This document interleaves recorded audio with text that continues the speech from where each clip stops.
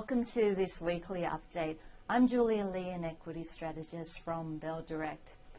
Very strange things have been happening in financial markets across the world. Negative swap rates, big standard deviation moves, and increasing volatility. I mean, negative swap rates don't mean much to the average person. However, they have become a talking point in financial markets as they reach record lows. And the big issue is that investors are charging less to deal with financial institutions than the US government.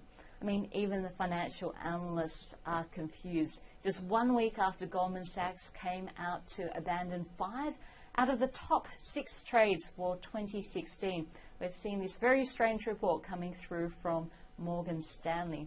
I guess you could call it a pretty bizarre report. It's titled Bizarro World, and the bull case is no one has a bull case. I mean, the first paragraph is pretty weird. I'll have to read this. Are we on a cube-shaped planet? Should us do opposite of all earthly things? Everything seems backwards. Sell winners, buy losers, own staples in both up and down markets. Just do the opposite of what makes sense. Bizarro world. Well, a bit of a bizarre report. I guess at the heart of it, these Morgan Stanley analysts are overweight in financials, healthcare, discretionary and utilities, and underweight in energy, consumer staples, telecom, as well as industrials. In fact, it's quite interesting looking at their view on energy. They have 0% energy holdings compared to a market weight of 6.6%. I guess in a world like this, there has been a lot of focus on gold, and last week we were asking the question, is gold overbought or is it the start of a bull market? And if you want my opinion, just have a look at the relative strength index for gold. While it is on extreme overbought basis, if you go back in time, say for the last 10 years, you'll notice that these extreme overbought levels don't actually happen unless it's in a bull market. So I guess I'm banking on a bull market unless proven otherwise, and I'll have my stops in place there. It is also the midst of earnings season, and we know that this throws up huge moves in the market. This week on the market on the upside, it's been the reject shop as well as mineral resources, both gaining more than 40%.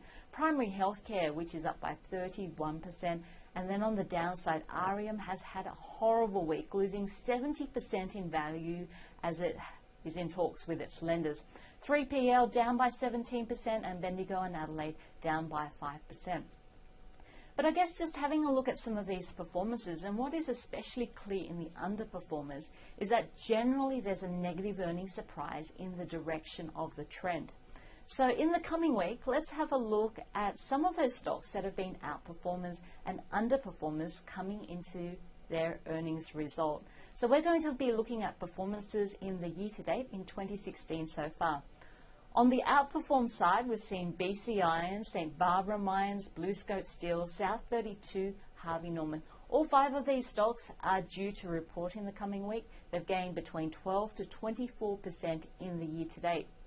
On the flip side, on the underperformance side, Shine, Billabong, Life Healthcare, Nine Entertainment, as well as Blackmores have all lost more than 21% in value in 2016 so far. So, you know, would this strategy have worked in the previous couple of weeks of earnings season? Well, let's look at some of the numbers.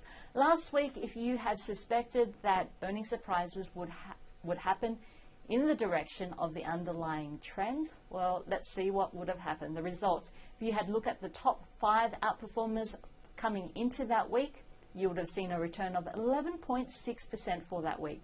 The top 10, you would have seen a return of 7.5% for the week. On the flip side though, the underperformers, what's interesting is the bottom 10 or the top 10 underperformers are coming into that earnings week. Well, none of these companies actually managed to beat the market in terms of performance for that week.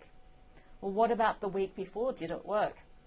Well, if we have a look at this particular week, and if you had invested in the top 5 outperformers in the year to date, entering into this result, you would have seen an 8.3% performance for the week for the top Underperformers, the top 5, you would have seen a negative 5.7%. So it has worked throughout the last couple of weeks. So keep an eye on those stocks in the coming weeks. Of course, if you're an index trader, then you want to be aware of some of the big market cap companies reporting in the next week. And here's the calendar.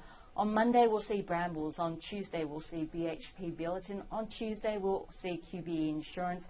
On Wednesday, we'll see Wesfarmers. And on Friday, we'll be finishing up with Woolworths.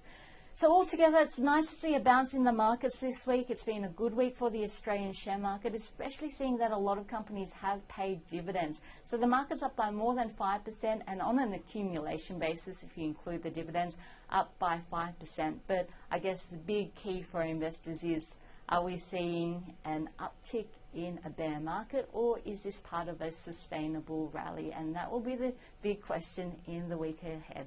Thanks for joining me. I'm Julia Lee from Bell Direct. Join us next week.